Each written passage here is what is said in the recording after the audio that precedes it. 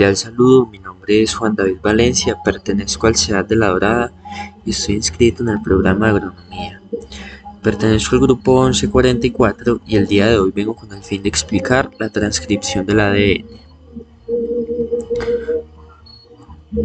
Bueno, el proceso de la transcripción es el primer paso de la expresión genética y en este proceso se utiliza la información de un gen para generar un producto funcional, como lo puede ser por ejemplo una proteína. La transcripción tiene como objeto producir una copia de ARN de la secuencia ADN del gen. Si se trata de genes codificantes, la copia de ARN puede contener la información necesaria como para generar un polipéptido.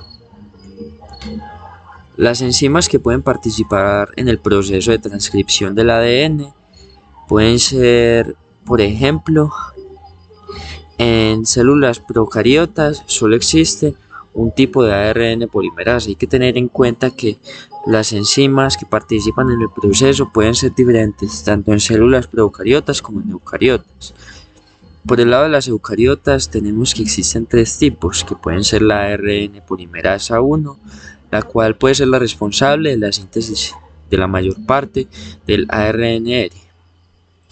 Tenemos el ARN polimerasa 2, que es la responsable de la síntesis del ARN mensajero. Y en este caso, esta es la que tenemos como ejemplo aquí en la imagen. El ARN polimerasa 3 es aquella que es responsable de la síntesis del ARNT y de las unidades 5S del ARNR, que son nucleótidos para hacer la secuencia del ADN. Bueno, entonces por consiguiente tenemos las fases de la transcripción genética del ADN y tenemos que el proceso de transcripción tiene tres fases, las cuales son iniciación, elongación y terminación.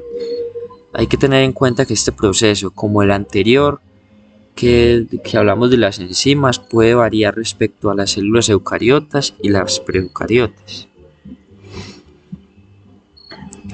Bueno, entonces aquí tenemos la primera fase, que es la fase de iniciación. En esta fase la ARN polimerasa se une a una secuencia promotora con el DNA duplex. Esto quiere decir que el DNA duplex son cadenas como tornillos enrollados y estos forman una hélice de 20 grados. Por consiguiente, el RNA polimerasa abre el DNA duplex cerca del sitio de inicio de la transcripción, formando así de esta manera una burbuja de transcripción. Por consiguiente, el RNA polimerasa cataliza la información del enlace fosfodiéster entre los dos RNTP. Bueno, entonces seguimos con la fase de elongación.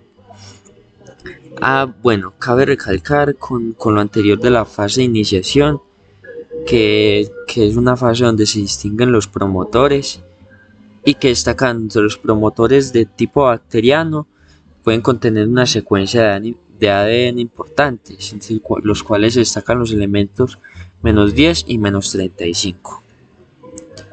Siguiendo con la fase de elongación, tenemos que esta es la etapa del RNA polimerasa se desplaza de la hembra molde en la dirección 3' a 5' por cada nucleótido en el molde. En este punto, el ARN polimerasa agrega un nucleótido correspondiente al extremo 3', como lo podemos observar aquí en la imagen. Y también podemos decir en la fase de elongación que el transcrito de ARN tiene una secuencia casi idéntica a la hembra ADN, no molde o codificante. Sin embargo, las cadenas de ARN tienen una base uracilo en lugar de timina, así como un azúcar ligeramente diferente en el nucleótido. Así tal como se muestra aquí en la secuencia, cada T de la cadena codificante se sustituye con una U en el transcrito de ARN.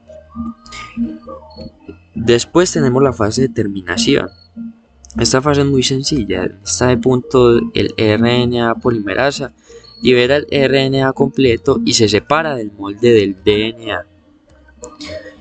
Bueno, esto es un proceso que quise resaltar aquí en la presentación, ya que el CTD, que es un carboxilo terminal, que consiste en repeticiones de un heptapéptido, es un proceso fundamental para la regulación de la transcripción.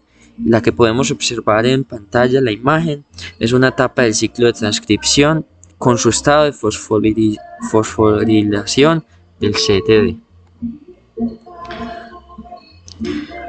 Bueno, después del proceso de las fases de la transcripción, hay que tener en cuenta qué sucede. Lo que sucede es que un transcripto del ARN que está listo para ejecutarse en la traducción lo podemos denominar como el ARN mensajero. En la imagen podemos observar un proceso en el cual el ARN mensajero se transcribe a partir de varios genes. Además, los ribosomas se pueden ver que se unen al ARN mensajero y se comienza a traducir la proteína, que era la finalidad entonces de la transcripción. Bueno, entonces aquí tenemos las referencias bibliográficas y terminando esto, muchas gracias. No.